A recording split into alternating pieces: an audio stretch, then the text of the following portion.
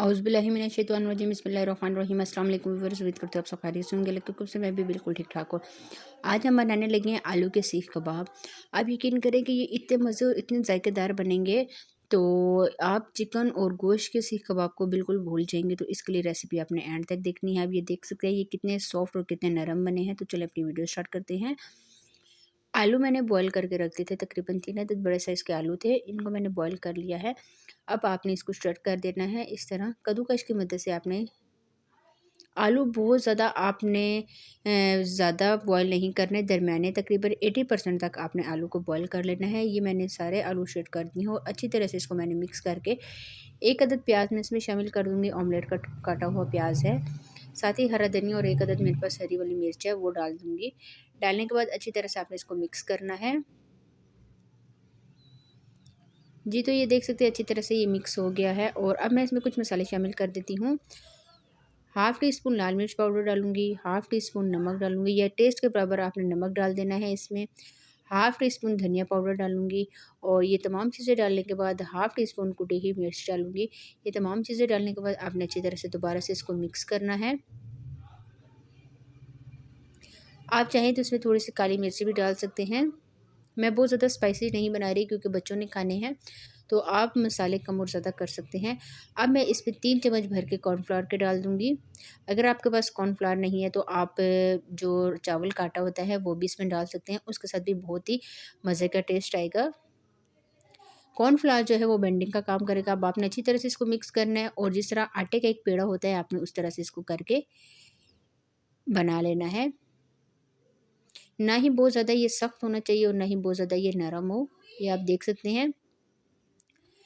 जी, तो अब हाथ में मैंने थोड़ा-सा ऑयल लगा दिया और इस तरह से मैं इसको प्रेस कर रही हूँ, मिक्स कर रही हूँ। और कोई भी आपके पास चम्मच है या स्टिक की मदद से आपने इस तरह से सीख कबाब बना लेने हैं। उनको हाथ की मदद से प्रेस करते हुए ये इस तरह से आपने इसको प्रेस करना है। प्रेस करके आपने एक प्लेट में निकाल लेना है। दूसरा जो मैं चम्मच से बना रही हूँ, जो स्टिक मेरे पास थी वो थोड़ी-सी मोटी थी तो ठीक नहीं बन रहे थे। इस तरह से ये आप देख सकते हैं, आराम-आराम से मैं निकाल लूँगी और सारे इसी तरह से बना लेती हूँ। ये तो मैंने सारे सीख कबाब बना लिए हैं और ये सीख कबाब जो है उनको हम तवे पे फ्राई करेंगे। तवा पहले से मैंने गर्म होने के लिए रख दिया था और इसमें थोड़ा-सा ऑयल डाल देती हूँ। सरसों के ऑयल में मैं इसको फ्राई कर रही हूँ और ये मैं इस तरह से सारे डाल दूँगी।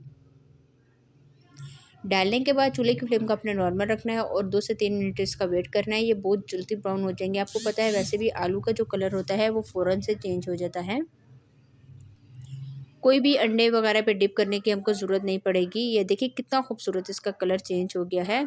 इस तरह से मैं इसकी साइड चेंज करती जा रही हूँ। जी, तो जो ब्राउन हो रहा है मैं उनका साइड चेंज कर रही हूँ। जी, तो अब ये देखिए कितने खूबसूरत और कितने प्यारे लग रहे हैं। मैंने सारी साइड चेंज कर ली। अब दूसरी तरफ भी 1 से 2 मिनट मैं इसका वेट करूँगी। जी, तो हमारे जो कबाब है, सीख कबाब बिल्कुल तैयार हो चुके हैं और माशाल्लाह माशाल्लाह इनका कितना खूबसूरत कलर आया है, आप ये देख सकते हैं।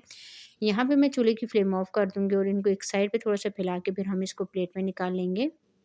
तो प्लेट में निकाल के मैं आपको इसकी फ़ाइनल लुक दिखाती हूँ कि आज की हमारी रेसिपी कैसी लग रही है। जी, तो हमारी रेसिपी बिल्कुल तैयार हो गया। आलू के सीख कबाब बहुत मज़े और बहुत आसान तरीके से मैंने बनाए हैं और ये इतने ज़्यादा सॉफ्ट हैं, आप यकीन करें। एक मैं लेके आपको दिखा भी देती हूँ, ये इतने ज़्यादा सॉफ्ट और इतने मज़े के बने हैं। तो आपने ये रेसिपी ज़रूर ट्राई करनी है। ट्राई करके मुझे कमेंट्स में बताना है। आज के लिए इतना ही, चलें नेक्स्ट वीडियो में मुलाकात हो।